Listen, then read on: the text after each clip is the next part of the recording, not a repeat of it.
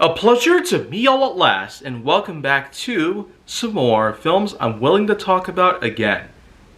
And for this installment of films I'm willing to talk about again, I am ultimately proud to talk a little bit about Homeward Bound 1993. This was basically a remake that Walt Disney decided to do based on their 1963 serial film. And I don't know about you, but this one has in fact brought a lot of memories here and there. Of all films that are considered from the early to mid-90s, I figured that this one might have actually become one of the best and most significant that I've known in my whole childhood and probably my whole life. Homeward Bound is essentially the story of how three pets end up going to a place that they don't necessarily like to be at, and eventually get the courage that they'll need to leave their new home and try to find a way back to their original family. An inspiring story with plenty of action that takes place, lots of horror, some suspense, a bit of drama, and lots of other unique specialties that this film actually does specialize in the most. It's a bit hard to imagine what kind of films you could make with this sort of formatting nowadays. Although the Walt Disney Company was able to make such impressive animal films with ease. And this is one of those that does in fact involve a lot of dialogue that happens between all three of the animals. Each of them are, simply put, pets that are owned by different parts of the family. You have Shadow, a golden retriever, and then you have Chance, whom is an American bulldog, and then you have a cat called Sassy. All three of these do in fact have different interactions with each other, different personalities, and somewhat behavioral traits that you might not expect to see in pets of any sorts. For Walt Disney, this actually does somehow give us an accurate look at exactly how does an animal of any kind, be it a pet or otherwise, a dog, cat, or other such possession that you might have as a companion or as a lovely little friend that goes with you anywhere, anytime. This does in fact give you everything you need to know about how it works. How do an interaction between an animal and a person go together? Well, Disney has always foreseen it as a way of actual human-like communication from the dog or the cat to the person. Because we do get to hear a lot of familiar voices here and there, like Michael J. Fox, whom was of course known for the Back to the Future trilogy and eventually the Stuart Little trilogy and a bunch of other things out there. So it's fair to say that we do have ourselves quite a bit of stuff here to talk about. So I'll just go ahead and get started along with the story. A wedding takes place, and all three of these pets are inside the house, trying to find ways to interact and have social lives with the rest of the people around here and there. Shadow is the wise, smart, and somewhat tired old man golden retriever whom can oftentimes be found lying on the ground or, in other cases, just simply interacting with the other two in some rather facetious ways. Then you have Chance, the guy whom is of course always hungry and always wanting to seek out fun and high energy whenever he can. And then you have Sassy, the one who's very prideful and always wanting to keep up appearances whenever possible, going so far as to avoid contact with water and other such surfaces that would make her dirty. So right off the bat, we do have quite a bit of things out there that help these three characters essentially bond with each other in a rather unique way. But in any case though, this wedding does pretty much go awry because Chance goes as far as to eat the whole wedding cake, launch Sassy off of a seesaw into a sandbox, and pretty much just go mess around a little with Shadow. This causes all three of these guys to be taken out to a ranch complete with a large farm and a bunch of pastures around. So these three are in pretty much a whole different situation because, of course, not all animals can behave around the house the way you might expect them to. And so it's always good to have somebody out there to contact and get a hold of in case there's some kind of problem that goes on in your house. So, in any case though, Chance, Sassy, and Shadow now have to spend some time outside in a farm. And of course this farm is not necessarily seen as entertaining for the three, nor is it pretty much a good thing, because it goes from Chance managing to eat a whole lot of food one morning, as well as Sassy's. Sassy's tail gets squished, and Shadow pretty much just has little to no care about the whole thing, but the other two apparently do.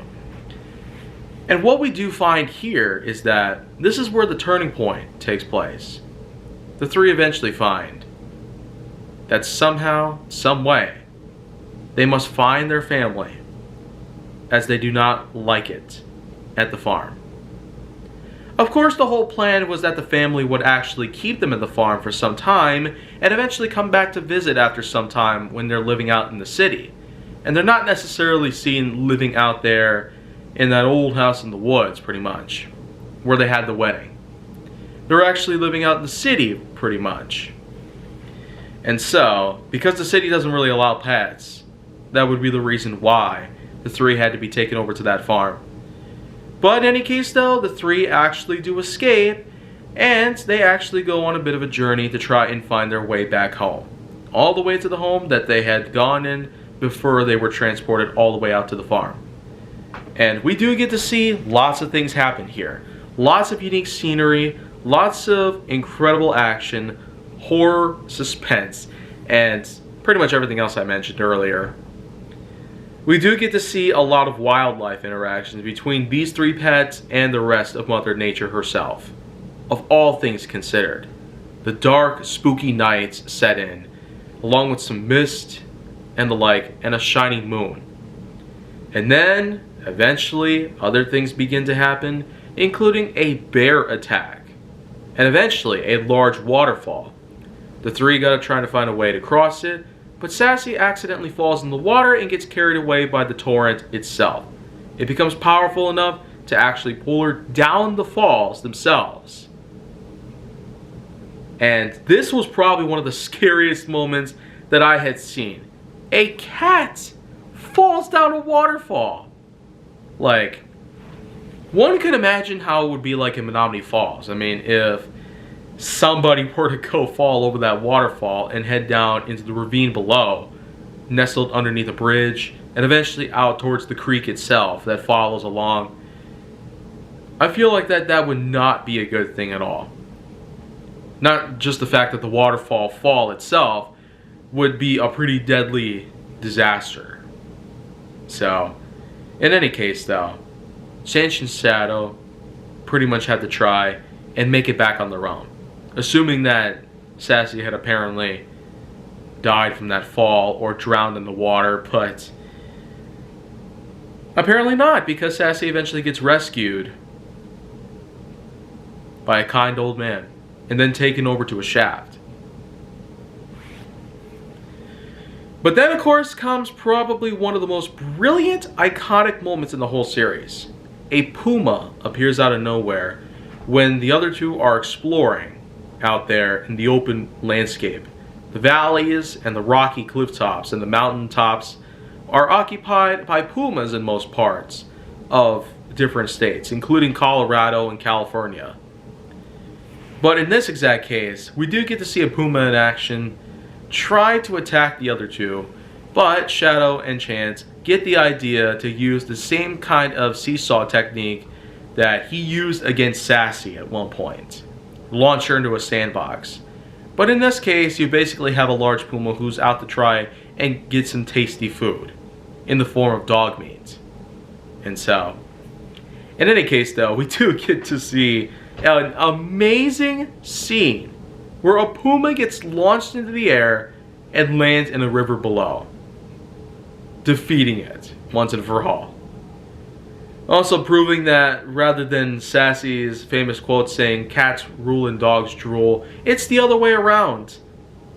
Dogs rule and cats drool, as Chance himself says.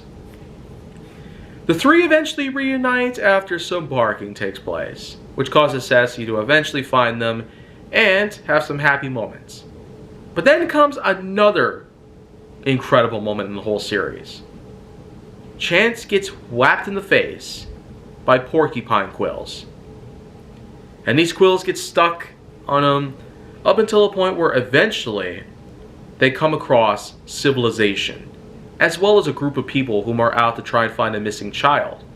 Shadow was eventually able to reunite the two, but eventually ends up leading to the three being captured by animal control and taken to a small facility, where they were eventually able to find out who these three belonged to. But of course, they did not actually know that their owners were coming for them. So they actually made a plot to go ahead and escape. They were able to do so, thankfully. And the whole sequence of things relating to the animal control officers having a tough time trying to wrangle the three was pretty amazing and all that. It was especially funny to see Sassy literally topple a guy over and for just... I mean, that's funny. Like, a cat literally knocks a guy down to the ground and just... well... I don't know how else to put it together. I mean, it was just a pretty funny scene. But in all seriousness though, when the three do escape, they still have one more challenge to face. A train yard. And this train yard is huge. Lots of freight cars moving, engines rolling, and a lot of different obstacles to face. But the biggest one of all is that when they think that they're in the clear, they accidentally walk up some floorboards, and these floorboards apparently cannot support a golden retriever. So what happens is that they break through, and Shadow falls into a large muddy pit down below. And there comes one of the saddest moments that I've seen in the whole entire film alone. Shadow struggles for quite a while to try and get out, but eventually ends up giving up and lying there, forcing Chance to come down there and try to talk some sense, but to of no avail. They were forced to abandon Shadow down there in that pit and eventually make their way all the way back home to their family. But little did they realize, somehow Shadow actually got out of there and was able to follow them all the way over to the house. So, essentially, we finally have the moment of reunification. So, they're reunited and it feels so good. The whole entire film itself was an incredible adventure and quite a blast to watch. Three house pets are out there in the woods getting attacked by all sorts of things, from a grizzly bear to a waterfall to a train yard to animal control officers and etc. Lots of things that they could ever possibly see, and it's pretty much not a surprise considering how well this film was put together compared to how the 1963 serial turned out to be. But then again, the 63 film did good enough to the point where it somehow inspired Disney to make a remake. But eventually, they actually made a sequel to this, known as Lost in San Francisco in 1996. I will get to that some other time.